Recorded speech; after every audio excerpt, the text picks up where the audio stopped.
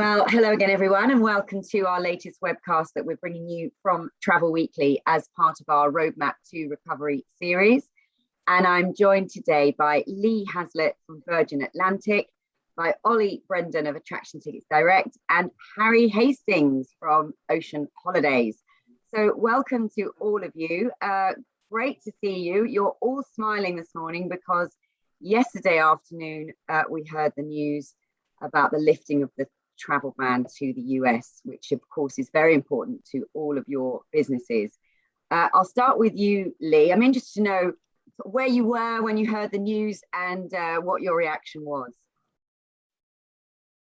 I was in our office actually yesterday, so it was fantastic to be in the office when we heard that exciting news. I think I'd love to say that we were prepared for it, but I think it took a lot of us a little bit by surprise. We were hopeful that we would get some news with obviously Boris Johnson going over to the US to meet with Joe Biden. We were expecting hopefully we'd get some news on proposed dates of potential US border opening.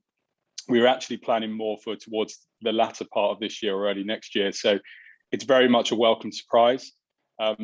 Very much overdue. I think if you look at the data, this is something that we believe, I think, as Virgin Atlantic, but also as a whole travel industry, that we were failing to capitalize on the fantastic vaccination program that both the UK and US has done a phenomenal job on. So, we're delighted. The office is packed today. The numbers have been phenomenal since the announcement. So yes, just very pleased, and we are in frantic planning mode now to get going. We've got time to get ready for November, but based on what I've seen in the last few hours of yesterday's trading and even early trading this morning, the UK consumer is very much ready to get back to the US. Okay, brilliant news. We'll come back and talk about what the response has been in a second. But as Lee mentions there, Ollie, we knew, but Boris Johnson was going to meet Biden and have a meeting today, in fact, and hopefully, lay out some plans. And yesterday, the announcement came through in the afternoon that early November we'll be able to, or double vaccinated travellers will be able to go back to the States. So what was your reaction? Oh, my reaction. I was at home. I'd been in the office, but the office has been a pretty stressful place to be. Just because it's for ticket returns and endless phone calls, which I've been joining those teams for the last 18 months, really, especially on Mondays and Tuesdays.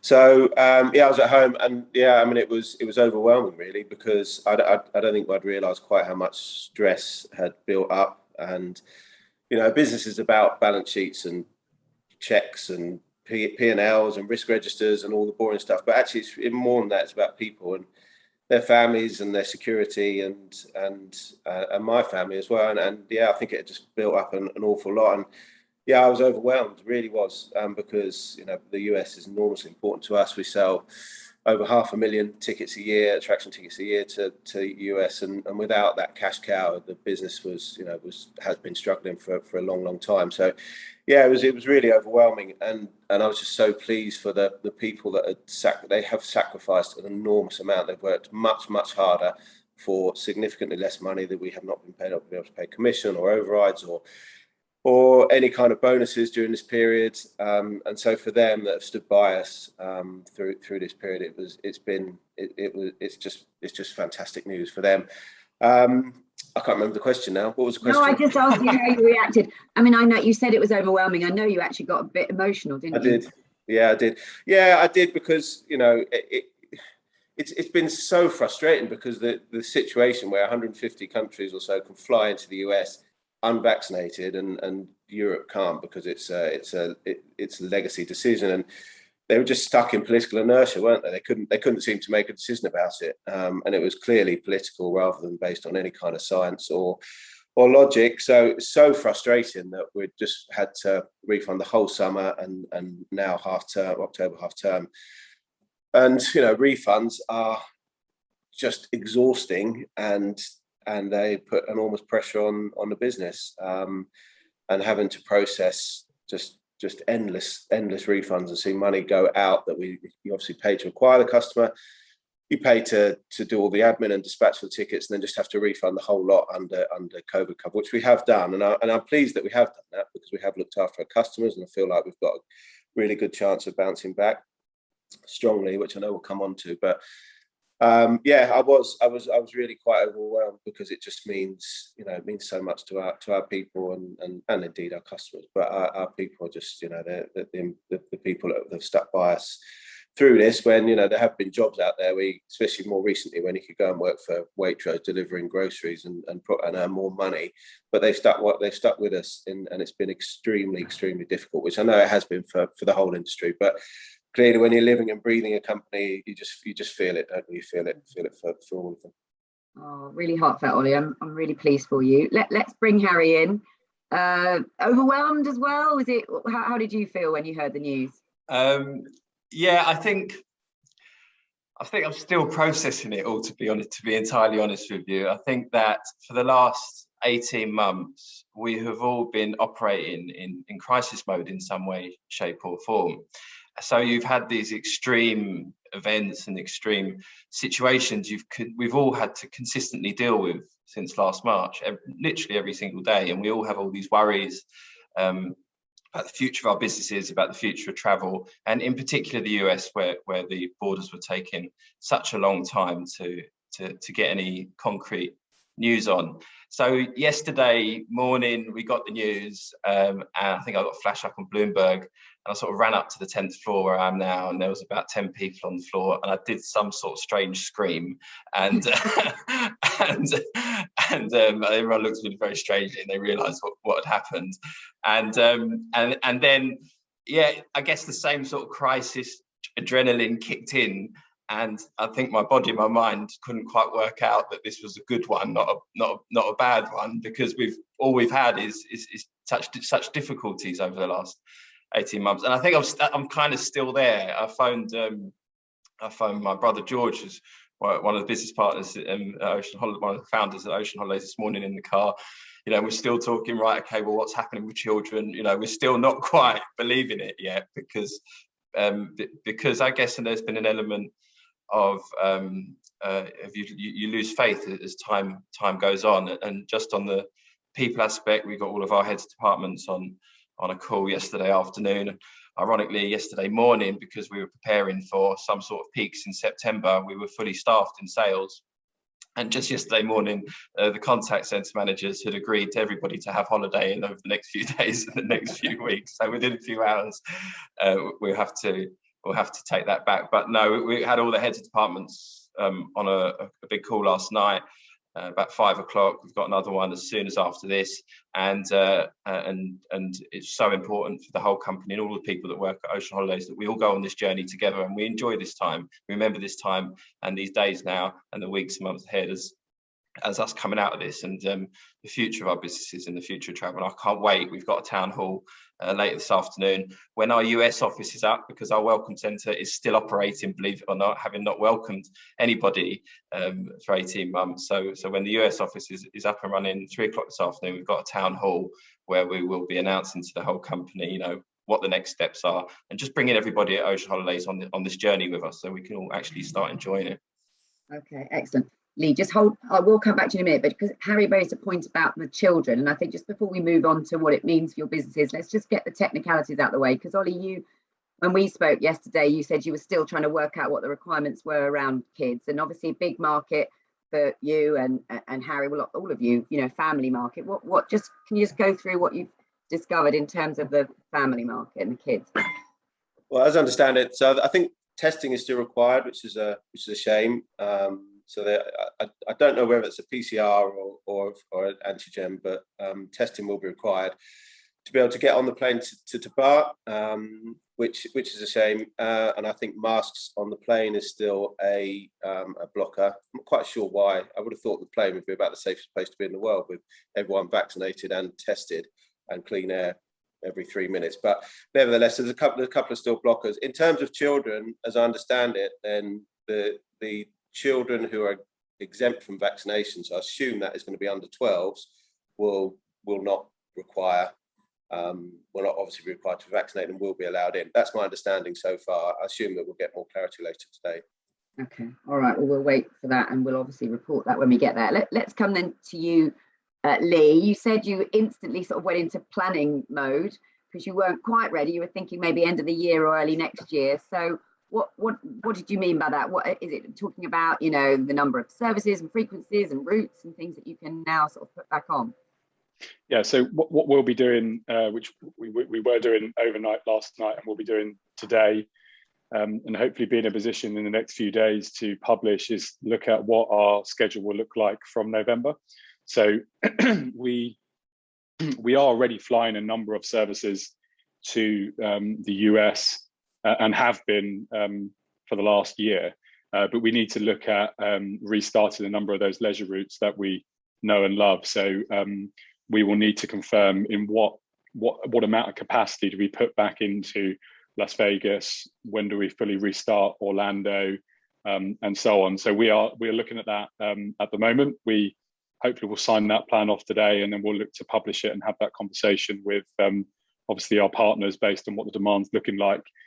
But from a demand perspective at the moment, it's been incredibly strong. So we're seeing, and by far the number one route selling to the US at the moment from our perspective is Orlando, all for the fourth quarter of this year and Q1 next year. So we've seen a massive surge in bookings in the last few hours of trading yesterday and overnight. So we will be looking at what capacity we put in, what frequencies we put in, and mobilizing our workforce. And just as Harry and Ollie have said, when I look at how excited the comments have been internally within our business from our cabin crew, pilots that are so excited to get back to traveling again and get back to doing what they love, which is being on board a Virgin Atlantic aircraft and taking our passengers to these fantastic destinations. It's going to be so exciting to restart Virgin Atlantic. And as we keep saying within the organisation this morning, Virgin is not Virgin Atlantic without the Atlantic. So we are absolutely delighted to be restarting those routes. And now the plan is, how do we get that plan mobilised for November? Yeah, well, the race is on, as they say. I was going to say, we're on tenterhooks that everyone on this call is going to want to see what you publish later this week. So we'll look forward to that. And Ollie, in terms of the demand, your customers, your phones, did they start ringing? What happened in terms of your customers yesterday? Yeah, they did. We've been only open skeleton hours with our call centre during this period. So we're only open 10 till 4.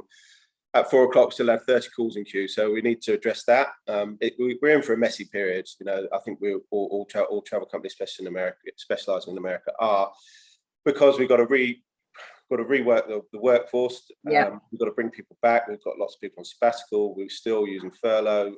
We had actually people want to sacrifice reduced hours because we're still in crisis mode. To move from crisis to sales overnight is clearly not possible. So that's a journey we need to go on. Yes, there was a surge of demand. I'm trying not to use the word pent-up demand because I think it's probably overused, or triple-digit growth, but we did see both of those things, evidence of them. So yeah, very, very encouraging. But the focus. And what about the fact that you'll miss half term? This is coming into effect at the start of November. Is that still? I know, look, we're grateful, aren't we, that something positive has happened today, but it's still annoying. Given it's what annoying. It is annoying. So miss half term. Yeah, one of our metrics all years has been, or since the 18 months has been how much cancellations we've had and how much amendments we've had. Unfortunately, it's been very strongly in the favour of amendments. However, that in the last couple of months, people were losing the will to change for the third, fourth, fifth, sixth time. Right. And we've seen cancellations increase. So what I'm hoping to see today and in the coming week is that actually those people who were going to give up half term, because we'd only been cancelling up until the 15th of October. We've extended that overnight. We extended to the 31st, which is the half term period. Yeah. We're hoping that we see more amends and cancellations because of certainty that those people can travel. And that's been a metric all year. It had got to a point where it was nearly 50-50, having been not more 80% amend, 20% cancellation throughout. But people are just sort of losing the will because they just couldn't see any light at the end of the tunnel and any way that Biden was going to reopen and take that step. So we're hoping to see that. It'll be an interesting day today. I'm going to work in the call centre all day because it's the best way of finding out what's going on. What do you think people will do? Like, will they move to Easter, do you think, or might they go at Christmas, in the holidays, or what do you think would happen? Yeah, a lot are just moving exactly a year forward, and that may be maybe what the airline policy is. I'm not all that familiar with the airline policies, but a lot are just rolling exactly a year forward, yeah. Because moving to Easter or summer, if you're going in October half term, can be more expensive for them. So yeah, it'll be an interesting day. It's going to be a messy period, and we're still going to have a lot of refunds to do and a lot of amendments. And then I suppose from November we'll get back into full sales mode and full growth mode. And you mentioned there that you still have people on furlough, but of course that comes to an end at the end of this month. So what was your plan to bring them all back, even though we didn't know at this point, that America was going to open up, or does it now sort of make that job easier, or that make that decision easier? It does. I mean, we as with all companies, we've been trying to avoid redundancy all the way through. We have lost some people, and we started the crisis with about 140, and we are more like 70 to 80 now. So we have lost some, but a lot of those ones took sabbatical. So we'll be hopefully bringing them back. So for Q4, we had actually avoided redundancy by people taking salary sacrifice for Q4 and agreeing to that. So that was effectively the same as furlough for us. We'd cover the same amount we were claiming from the government by people taking salary sacrifice. So hopefully we'll be able to give that back to them now and get people back full time. But it's a bit early to say that for sure. We need to see exactly what happens. I'm expecting there to be a consistent surge of demand, and if so, we just need to get people back and get the organisation focused on sales rather than the drudgery. And I can't tell you the drudgery of refunds and cancellations is because it's not just refund the customer. You've obviously got to get a refund from suppliers, and then it's just checks and balances, and then refunding via PayPal or American Express or credit card. They're all slightly different, and credit cards expiring, and people being divorced and wanting bank transfers, and all of the risk involved on just mass refunds, which we've all been living for the last 18 months, and changing every really gets you down from sales to refunds, and then just seeing the money sort of dwindle. It's been tough, and I'm just so pleased it's coming to an end. Oh, look, you're smiling, Ollie. I'm smiling. First time I've seen that in 18 months. It's lovely. Yeah. Harry, how you're a US specialist. I know you do parts of the world with some of your brands, but how hard has it been for you, and what's been the impact on your staff? Like Ollie was saying, you lost quite a few people there, and what were your plans around the end of furlough? So we are, as a business, our two B2C brands, Ocean Florida and Winged Boots. Ocean Florida makes up around 60% of the overall business, and it's in the name Ocean Florida. So we specialise in Florida, and then Winged Boots is our as a B2C luxury tour operator and personalised travel management, and does sell the US, but also sells predominantly, say, Indian Ocean, UAE, and so forth. In terms of how it's affected us from the very beginning, I think it's fair to say that the US and Florida in particular, believe it or not, has had an acceptable level of demand from customers wanting to book holidays, optimistic about borders opening at some point during the time that they want to travel. So Florida, typically pre-pandemic, a lot of customers, sometimes 50% of people, would be booking holidays outside of 11 months because they're planning that big holiday, say, in 18 months' time. I think from a package perspective, that helped businesses like ours from the very beginning of the pandemic, because what you have is an environment where customers are very willing to date change, so long as you're communicating with them and you're speaking to them. And we are, whilst we are underpinned by technology, all of our customer communications is done by people. So we have direct relationships with all of our customers. We have been the opposite from what Ollie was talking about there, in terms of sort of not focusing on sales and marketing. In fact, we have spent a hell of a lot of time on sales and marketing and generating as many inquiries as possible and getting those bookings in and getting people committed for dates that we deemed were reasonable. So we've had pretty much a full sales force throughout the whole pandemic, selling holidays on the ocean Florida side, and then it's been more around the back end of the business, where unfortunately towards the end of last year, where people were simply not traveling. So if you take the Welcome Centre, for example, in Orlando, we've got nobody to welcome. So there was inevitable redundancies there. We lost 15 people. We had 20. We've now got 5 out there. Our headcount since the beginning has gone from around 150 at the beginning of the pandemic, and we're probably about 130 at the moment.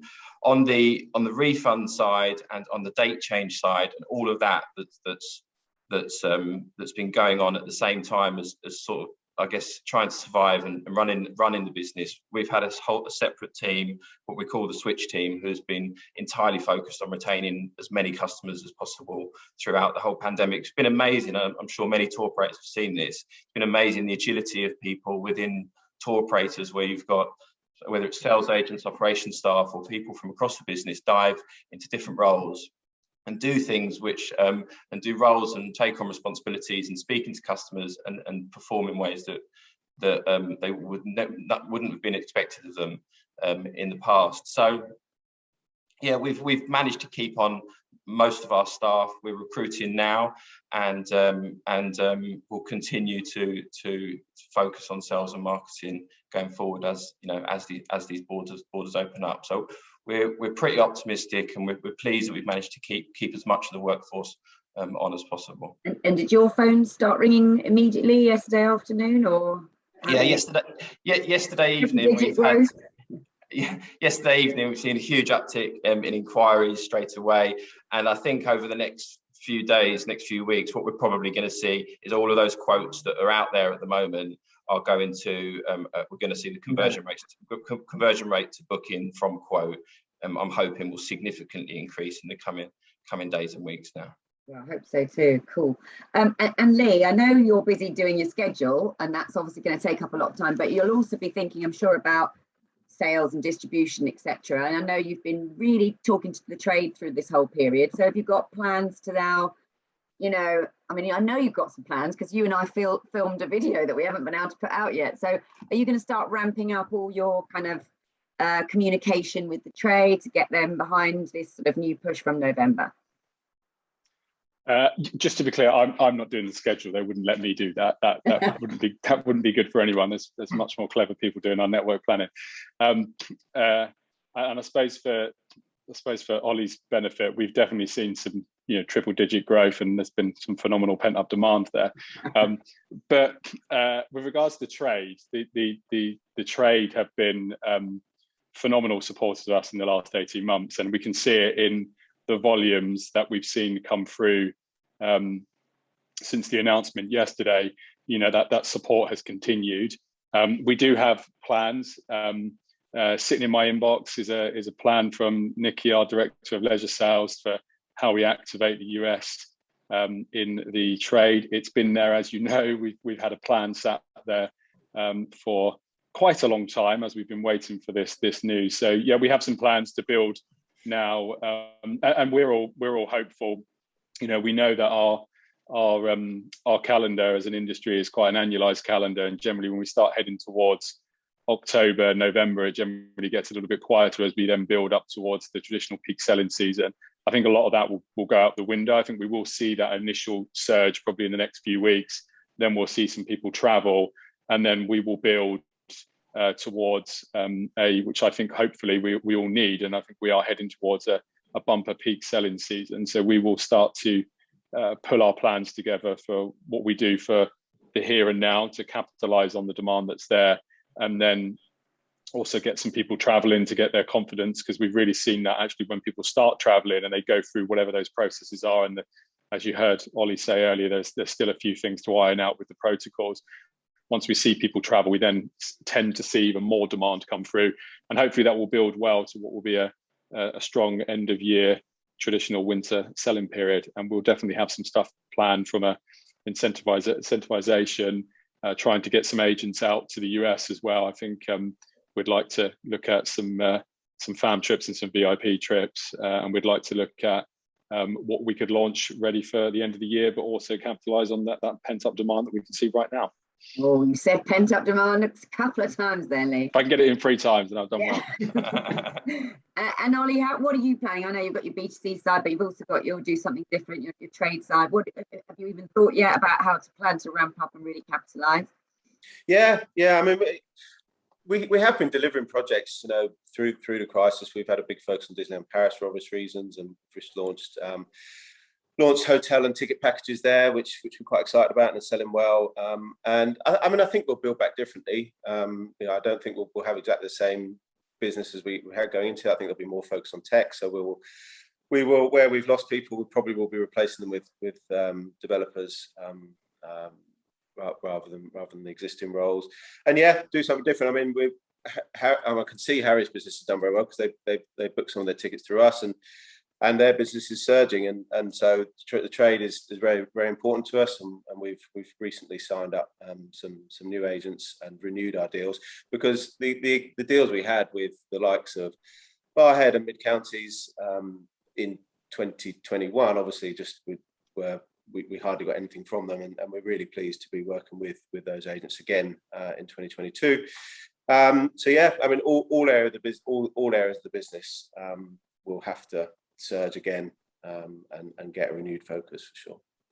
Okay, and Harry, how have you have you had to adapt the way you've been running your business, or are you? I mean, I know you're part of the Travel Trust Association, so you're obviously working with the likes of Ollie and all the rest of it. But you've got a B2C side of your business, and you've also have you adapted it the way you've been selling at all? Yeah, so we have Ocean Beds, which is a villa specialist wholesaler. Typically sells vacation homes to the vast majority of tour operators, OTAs in the UK and wider world, really. But when nobody could travel last year, we have an incredible team on the B2B side who we were faced with. These guys either down tools and we do nothing, or we get creative and we think about the future and how we can deploy the resources that we've got. And we were all doing and responding and reacting to the environment at the time. So we took a decision last summer around July that we anticipated possibly that the pandemic and borders would open some point between September and March, which we were clearly wrong, and that the economy may be quite badly damaged, and we may have a significant recession coming. And that was the sort of thought process at the time. So we were concerned about distribution and whether or not our Florida business on the package side would significantly decrease because of customer demand. So we deployed our B2B team to, for the first time, very quietly, and I can formally, I guess, announce today that we started selling very quietly to the trade package holidays to Florida. So we signed up some of the consortia that Ocean Beds already works with very quietly. We don't have a web page. We have 2 business development managers and a Facebook group, but we very, very quietly started selling to the trade. It was around the time also that when Funway was exiting and Apple decided to run that down, and we saw the opportunity. So it's done phenomenally well, and now we are selling package holidays to Florida to travel agents for the first time, and you can now buy Ocean Florida packages from Ocean Florida if you are in the trade, which is new, and it's not something that existed pre-pandemic. And just in terms of will that continue, Harry? Was it just a sort of something to get you through, or do you now see that that's been successful and you'll carry on and potentially even grow that channel? So the team were consistently wanting to go out there, tell the world and announce it, and we push back and push back and push back and said, as soon as borders are open, we can go out and tell everybody, and then we can throw everything at it. So here we are, less than 24 hours later, telling everybody that we're officially selling packages to the trade. So yeah, we're absolutely looking to scale it. We're going to deploy the same service levels that we do as a combination of our B2B and B2C experience on Florida, and all of the and take advantage of everything that Ocean Florida typically sells direct to the consumer. And we've been really heartened and pleased with the response from the retail agents that have been working with us and the consortium who've been working with us. It's incredible that so many customers, you think Ocean Florida is one of, if not the largest Florida specialist in the UK, and some of the data around the amount of customers that have never ever been in our CRM, never heard of Ocean Florida, never contacted Ocean Florida at all, are booking through travel agents and through consortia, and coming through to us, and there is often there isn't much conflict. Right. Okay. All right. Well, it sounds like you're all doing things slightly differently. We've all been forced to do that. But it's a good day today, isn't it? And I know you've all got to get off to planning meetings, so I'm not going to hold you up any longer. I'm so grateful for your time. I'm so happy for you all, because I've spoken to you all through all of this and it's been so tough. But it's really lovely to see you all smiling, and I wish you all the best. And I'll get you back on again in a few months' time. Once we hit November and things get moving, then perhaps we'll speak again. But thank you so much for your time. Lee from Virgin Atlantic, Ollie from Attraction Tickets Direct, and Harry from Ocean Holidays. Thank you so much. Thanks, Lucy. Thanks, Thank guys.